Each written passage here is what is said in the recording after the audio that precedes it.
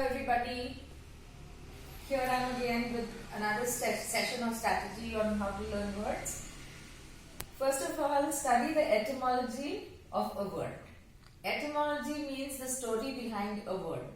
For example, we have the word maverick, which means unconventional, non-conformist, doing things differently from others or the majority, sometimes a rebel. So it comes from the name of a ranch owner called Maverick, who never branded his yearlings or year-old calves, which was the usual custom of those days. So if the name of the ranch was Triplex Ranch, that would be branded on the yearling, which Maverick never used to do. So from that we get the word maverick for someone who is a non-conformist. Now you will find that most scientists and innovators and inventors are mavericks. So that's why we can say that Elon Musk, for example, is a maverick. Nikola Tesla was a maverick. Then we have another word, Judas, which means a betrayer, backstabber, a traitor, a treacherous or disloyal person, a turncoat. This word has a biblical etymology. It comes from the word the name of Judas, one of the apostles of Jesus Christ, who betrayed Jesus Christ to the Roman soldiers by kissing him on the cheek. The Roman soldiers paid him, and because they were not able to recognize Jesus Christ, who looked like all his apostles and disciples, all bearded and robed, so they asked Judas to point out which of them was Jesus Christ, and Judas did this by kissing him on the cheek. So that is why Judas means a betrayer. Turncoat has a different kind of etymology, but the same meaning. In the Civil War in England, there were two sides, red coats and blue coats. So there were some very cunning soldiers who used to wear coats with reversible linings.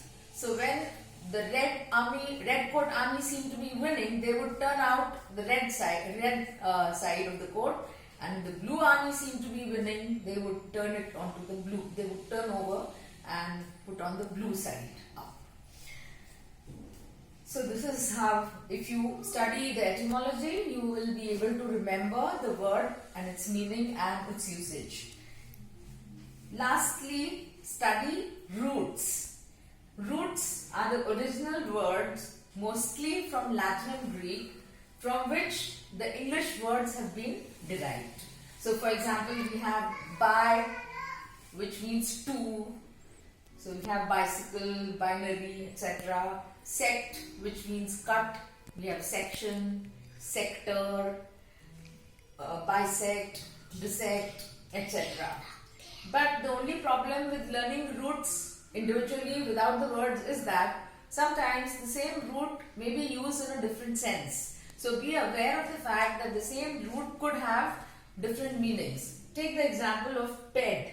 Okay, so ped means foot. For example, we have pedal, pedestrian, pedestal, in which it means foot. So if something happens to your foot and you find a doctor who has a signage pediatrician, you might think that, oh, this is a foot doctor, so I should go there. And when you go there, the first thing he'll say to you is, sorry, you're not the right age. So you'll wonder what happened, because ped according to you meant foot. So he's a foot doctor. So he'll say, sorry, ped also has another meaning, which is child. So I'm a child specialist, pediatrician. So we have another meaning for ped, which is child, and finally a third meaning also for ped, which is something to do with teaching. So pedagogue is a school teacher or a master. Pedagogy is teaching. So that is why when you learn roots, please see to it that you also learn all the exceptions along with the roots. So that's all for now, and the next session will be the last session, in which I shall be explaining to you some words which are clusters, that is words related to one another by meaning. Okay, so that's all for now, and goodbye.